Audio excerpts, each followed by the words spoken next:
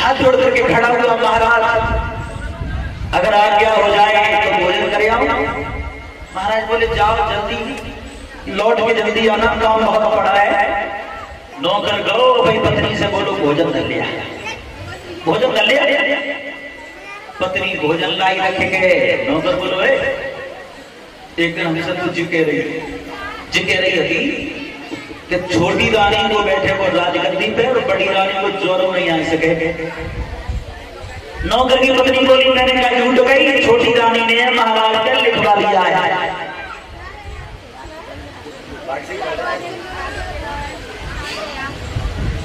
छोटी रानी ने महाराज का लिखवा दिया है। नौकर बोलो छोटी रानी ने लिखवाई हुई जितने समझ की बात है, और हम हमें आखिर से देख के आए छोटी रानी को धरती बैठा दो और बड़ी रानी को बैठो महाराज की गोद में, सही है भागी। नौकर ने बहुत बड़ी लाइन करी, तो आगे जाके नौकर की पत्नी बोली, तुम्हारी सबको तो पानी बनाया बच्चे को, जब तक पेट की बात छोटी रानी से नहीं कह लो। जाते जाते महारानी गजब हो गया, तुम्हारी सौंत बोलना गोदम बैठो, तुम्हारा धरती पे ठाड़ो। सुरुचि बाजी निकल के कचहरी के गेट पे पहुंची, महाराज की नजर सामने लगी थी, तो सुरुचि को चेहरा देख के नजर पखा पे रखा डर के बनाए तब तक जाते हाथ पकड़ा, झटका दिया, नीचे खड़ा कर दिया, फेंट की चाल में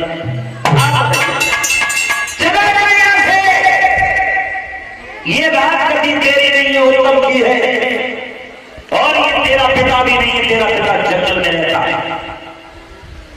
अगर ये बात कभी तेरे भाग्य में होती, तूने तपस्या की होती, और तपस्या की होती, तूने जन्म मेरे उधर से लिया होता, उस अभागिनी के उधर से नहीं। चला जो काल में था परी, रोवत वह चिल्लात वह चंद, तो देखा होगा आपने, कहो कि छोटे से बालक अगर कोई मार दे, तो जैसे घर चौरे आ जाता, तैसे बालक रोई देख स्थिति पे बढ़ा जाता।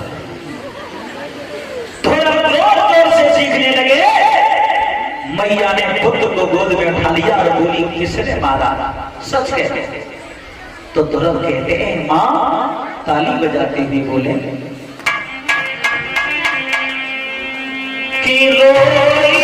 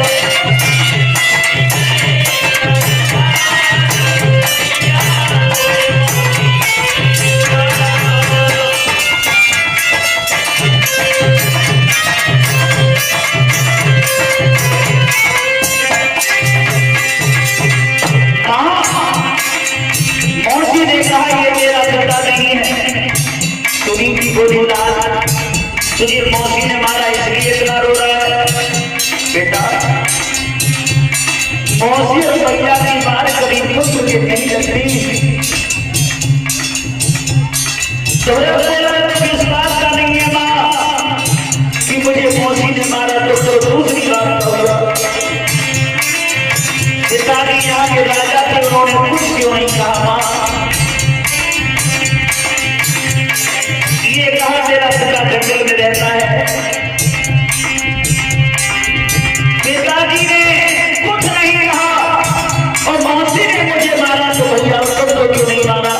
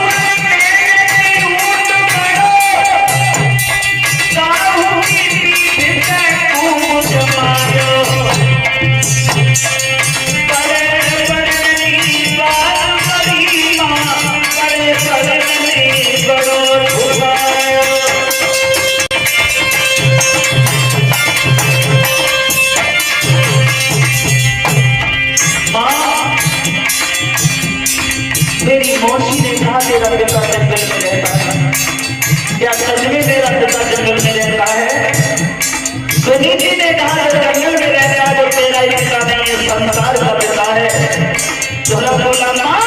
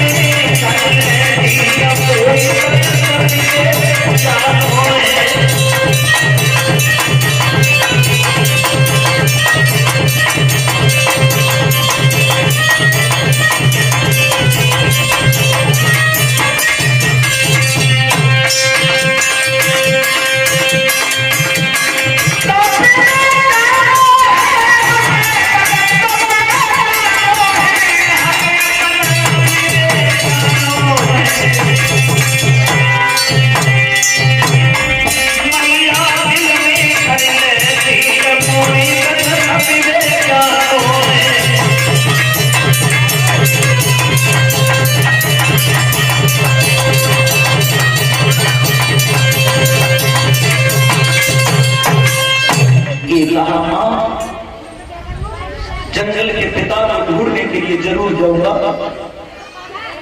सुनीति ने कहा मेरे लाल अगर तू मुझे छोड़ करके गया तो मैं तेरे बिन जी नहीं पाऊंगी। और रो करके क्या बोली, बेटा तुझे नहीं पता कि मैंने हजारों मुसीबतों का सामना किया है। बोली ताली बजाते हुए बोले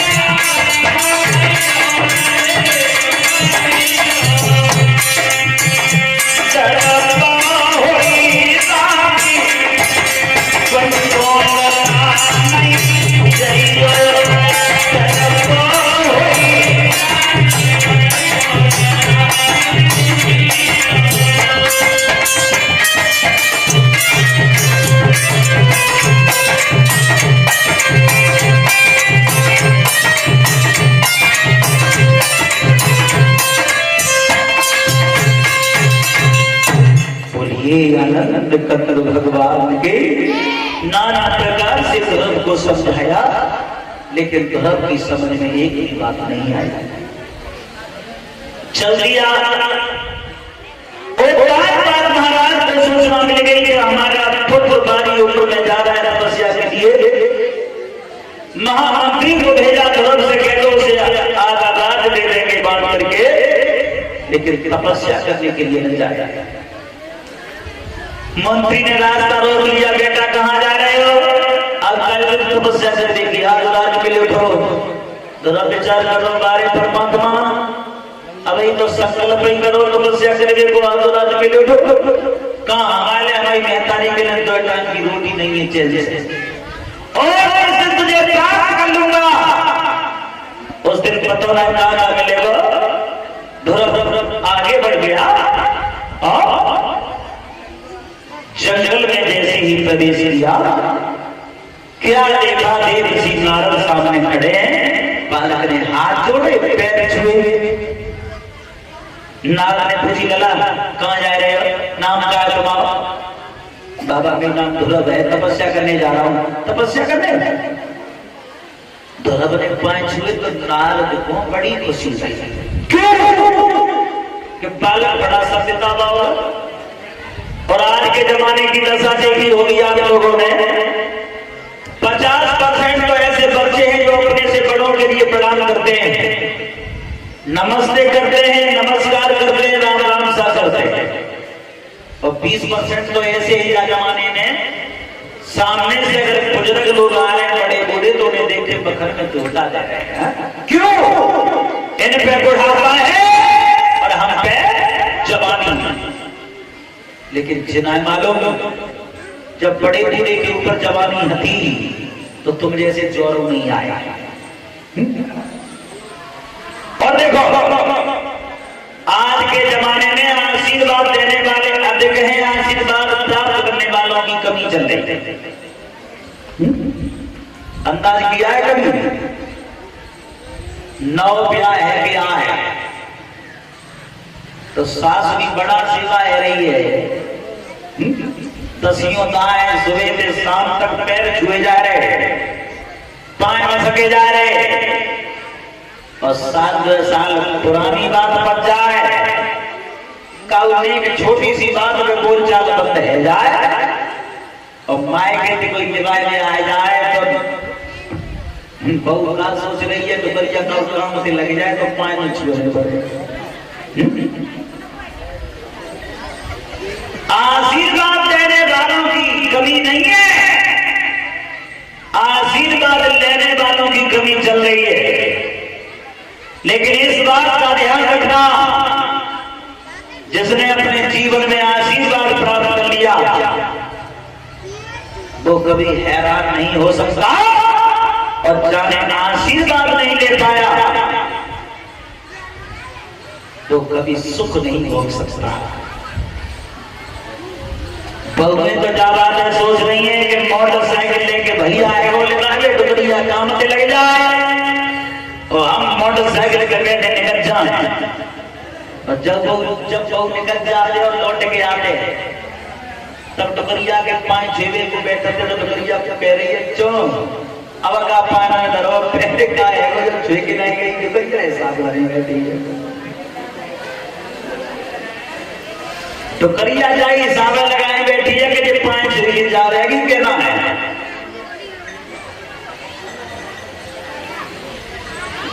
और मालूम है आजकल की बहुएं डुबरिया से बदलो कैसे पटाती हैं। कोई बात अगर डुबरिया कह जाए, कोई घर में छोटो मोटो फंक्शन हो और 10-20 किलो की पूरी सेकनी हो तो बहू का कह रही है करैया पे बैठे हुए को काम सास को तो बड़ी बुरी डुबरिया अब डुबरिया ने रोटी 10 साल से नहीं करी सो बैठा थी करैया पे पूरी से गए गर्मी के मारे डुबरिया को मौला बन जाते हुए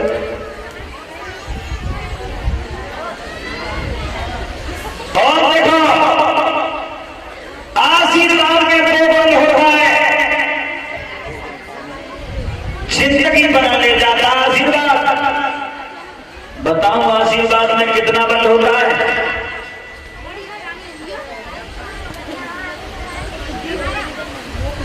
सारकांडे ऋषि के घर पे पुत्र का जन्म हुआ, नाम रखा गया मारकांडे। और मारकांडे जब पैदा हुए, देव ऋषि नारद आए तो सारकांडे जो पिता थे मारकांडे ऋषि के, उन्होंने नारद से पूछ लिया हमारे बेटा की उम्र कितनी है। उम्र के बारे में पूछा कि हमारे बेटा की उम्र कितनी है। वैसे कोई बाप अपने पुत्र की उम्र नहीं पूछता, लेकिन मारकांडे ऋषि के जो पिता थे सारकांडे, उन्होंने पूछ लिया कि हमारे बेटा की उम्र कितनी है। तो नारद ने बता दिया तुम्हारे बेटा की उम्र आज से 5 वर्ष। बस उम्र कितनी बताई? 5 वर्ष। अब 5 वर्ष को बालक हो तो पालन पोषण से भी मुक्त नहीं हो पाता है। बच्चे का पालन पोषण 12 वर्ष तक होता है। जब आप सुनके सारकांडे ऋषि को बहुत कष्ट हुआ, ताकि तो बालक पैदा है वो तो सो बढ़िया तो अंदाज लगाओ, जिस बाप को पता लग जाए कि मेरे बेटा की उम्र 5 वर्ष की है, तो उसके हृदय पर कैसी भी कहेगी। नारद ने कही दुखी मत हो, हम तुम्हें एक अकल बताए जाते हैं। तुम अपने पुत्र को आदत बना लेना अपने से बड़ों के पैर छुपाएगी। क्या बताया? तो चाचा जी, बच्चे की पहली गुरु मां होती है। बच्चे की पहली गुरु मां होती है। मां चाहे तो बच्चे को बहादुर पहलवान बना दे, और मां चाहे तो काया बना दे। मालूम है कैसे? अगर बालक रोए रो चुप न है तो क्या कहते हैं? नकारी मालूम है? चुप है जा हुआ। डरपोक मां बनाती है बच्चे को, खिलाई देगी, गुंजाइश सुनाए तो हुआ से कर पाए रही है। हुआ आ जाए तो चुप है जाए। बच्चे को संस्कार देने चाहिए, हुआ से मंडल पाओ। हमारे देश भारत में ऐसे ऐसे बच्चे हुए जो शेरों से युद्ध कर गए। आशीर्वाद में कितना बल होता है। बच्चे को आदत बना दी। चाचा जी, सबसे ज्यादा कौन सा शब्द सिखाती है बालक है? माँ। जब बालक ने बोल बिला के लला बोले मम्मी के घर कहते पैतारी लला बोलते हैं मम्मी के घर। और जिन मालूम में तुम्हें मम्मी को अर्थ पता है। हमारे देश भारत की संस्कृति के शब्द नहीं लेंगे, शब्द थे माता जी, मैया, महतारी। लेकिन आज की संस्कृति का कह रही है, बालक ने बोल मिला बोला को तो मम्मी कह कर, मम्मी को अर्थ मालूम है? घर में रखा हुआ मुर्दा उसे मम्मी कहते हैं। और ज्यादा पढ़े लिखे बच्चे पहले कहते थे बाप से डैडी, अब डैडी शॉर्ट कर लिया, क्या कहते हैं? डैड। डैड माने मम्मी माने मरो वो, और डैड माने भी मरा हुआ। आशीर्वाद में कितना बल होता है।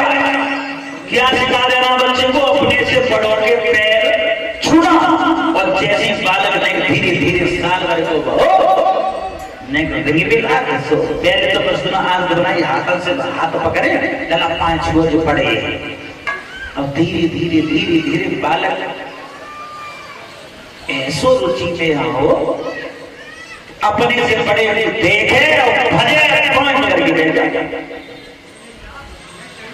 आदत बनी।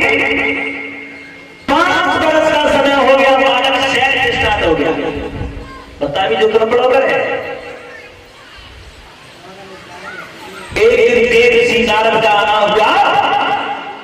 अब बालक के आदत का ही 5 देगी, 5 छुई देगी।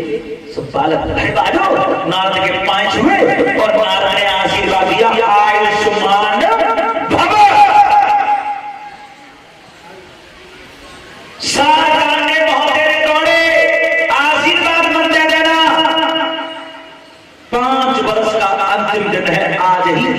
तो बाकी है इसकी, लेकिन तब तक तो बालक पहले दृश्य को पढ़ो तो पर नारद ने दे दिया आशीर्वाद। आयुष्मान भव, आयुष्मान का अर्थ होता है लंबी आय।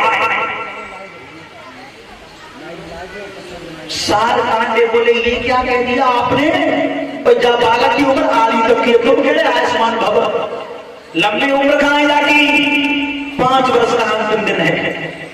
नारद चक्कर कर रहे, ये क्या हुआ, सही हाथ पकड़ो, सार कांडे ने मार कांडे का और नारद के संग, नारद की चलो संग चलो, तो ब्रह्मा जी के द्वारा पहुंचे और बालक को हाथ पड़ी हुई अभी जो ब्रह्मा जी सामने देखे, तो बालक ने पाए पकड़ ले, वो कह दिया आयुष्मान भव। नारद बोले जब बीमारी को इलाज करवाया गया था बीमारी तुम करी गई, मतलब बोले क्या बालक की उम्र आज तक की है। ब्रह्मा जी संग हेरे पहुंच रहे भोले बाबा के द्वारा पर्वत पे, बालक ने भोले बाबा बंद करें बैठे देखे, सो हाथ छोड़ के बाद पकड़ ले, उन्हें कह दिया आयुष्मान भव। नारद बोले भोले बाबा ये क्या कह दिया, सब बीमारी के बारे तो हमें भेज जा, बालक की उम्र आज तक की है। भोले बाबा बोले मतलब, नारद ने कही अंतिम दिन है इस बच्चे का आज, और तुम कह रहे आयुष्मान भव जी, तो आशीर्वाद हमने दिया तो धोखे में आशीर्वाद के लिए तुम्हारे जा रहा है, क्या फन्ना कटवाए तुम्हारे जा रहा है। भोले बाबा ने की तो चलो अब तो नहीं रह गए क्षीर सागर में। ब्रह्मा जी, भोले बाबा, नारद, सार कांडे ऋषि मार कांडे बालक को लेके पहुंच गए क्षीर सागर में। अब बालक के आदत परिवर्ती पांच छुले विष्णु भगवान ने कोई पांच छुले, भगवान ने भी कह दिया आयुष्मान भव। नारद बोले इनका कर दो, अब राजा है चोरी करे न्याय कौन घर जाए, अब क्या हो।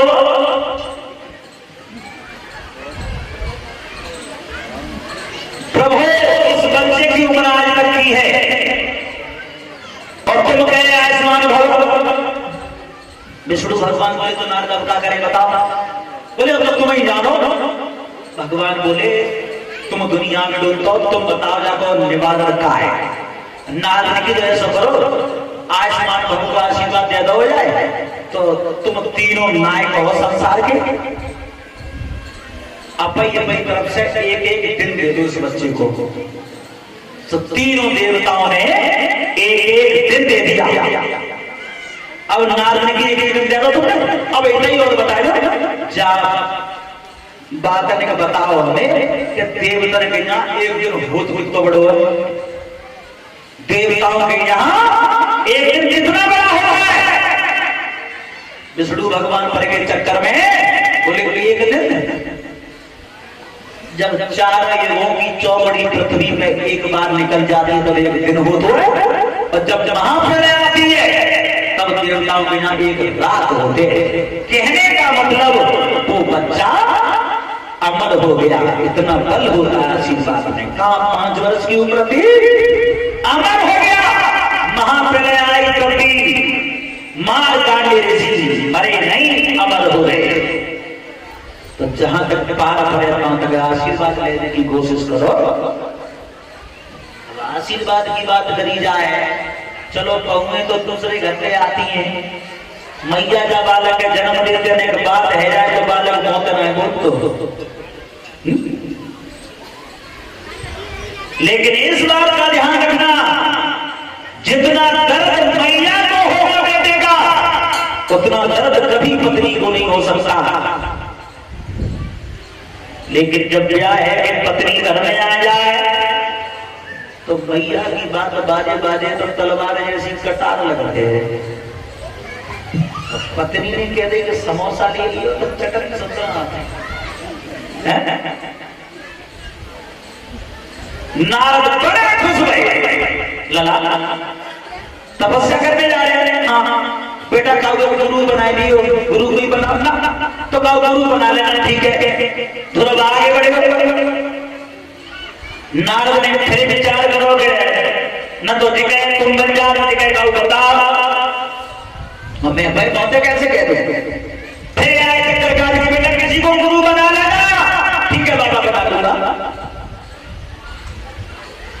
धर्म फिर आगे बढ़े।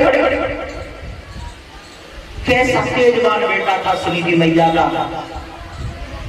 देव ऋषि, देवताओं के ऋषि थे नारद। तो विचार कर रहे हैं कैसे बने के अपना गुरु वो बना ले।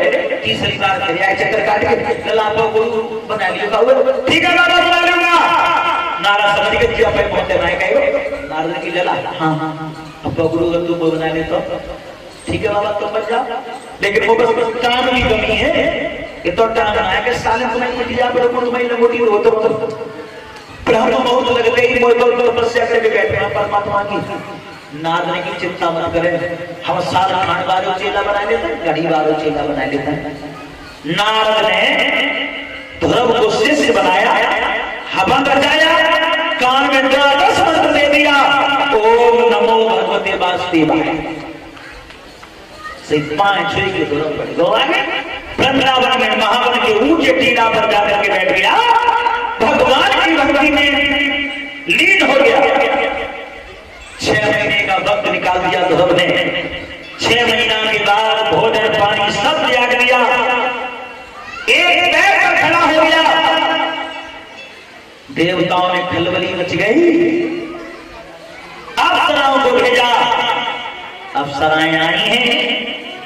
कोई सुनीति बने, कोई सुरुचि बने, डला डले चले एक की हटो जी ऐसे नई जगह बोली ताली बजाते हुए बोले